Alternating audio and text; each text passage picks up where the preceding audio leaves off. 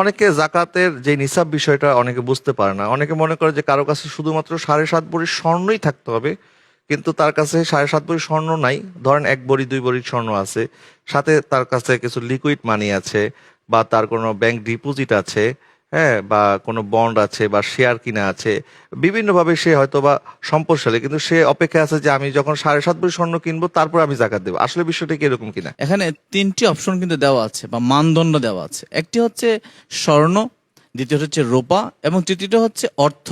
অর্থাৎ 7.5 ভরি স্বর্ণ, অথবা যদি তার কাছে 52 ভরি রূপা থাকে, অথবা যদি এই দুইটার যে কোনো একটার সমপরিমাণ অর্থ থাকে। তো এই তিনটার যে কোনো একটা অপশন যদি তার কাছে থাকে, তাহলে সেই ক্ষেত্রে তার উপর জাকাত ফরজ হয়ে যাবে। জি, অর্থাৎ সম্মিলিতভাবেও যদি সে 7.5 ভরি পরিমাণ স্বর্ণের সমপরিমাণ সম্পদশালী হয়, তখনও হয়ে যাবে, তখনও এটা নিসাব হবে এবং নিসাবের মালিক হিসাবে তাকে জাকাত দিতে হবে। দিতে হবে।